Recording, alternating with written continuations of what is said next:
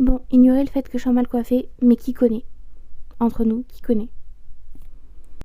Aujourd'hui, on va parler des différents clichés autour des troubles du comportement alimentaire. On va commencer fort, les personnes considérées comme grosses n'ont pas de TCA, ce qui est faux. Parce que les TCA, ça dépend pas du poids, mais du comportement, des compensations, de la durée, tout ça. Une personne considérée comme grosse ne peut pas être en état de dénutrition.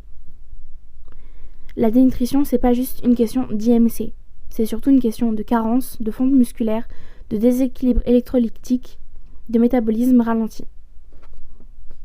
La sonde nasogastrique n'est pas réservée uniquement aux personnes souffrant de ANA.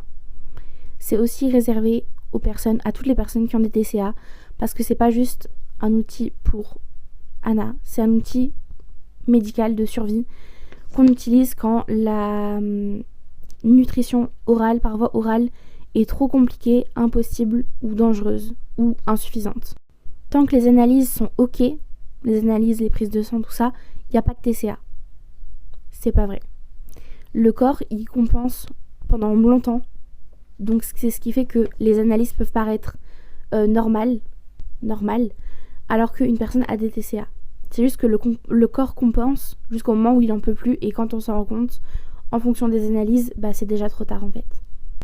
Les TCA, c'est pas juste une question de volonté. Les TCA sont une maladie psychiatrique complexe qui peut arriver à n'importe quel moment, à n'importe quelle personne, en fonction de la biologie de la personne, de son vécu, de ses traumatismes, de son contexte culturel et social, du perfectionnisme de la personne.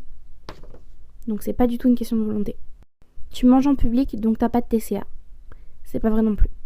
Il y a beaucoup de personnes qui ont des TCA, qui mangent en public pour masquer leur TCA, qui compensent après, qui mangent différemment en fonction du contexte.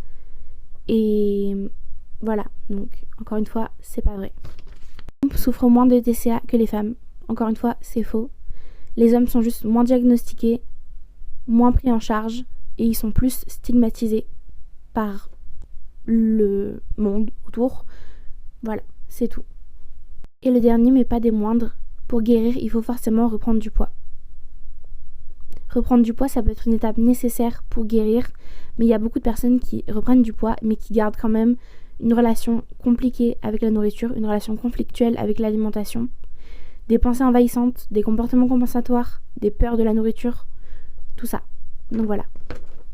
J'espère que ce concept vous aura plu. Si jamais vous avez d'autres clichés dont vous voulez que je parle, mettez-le moi en commentaire.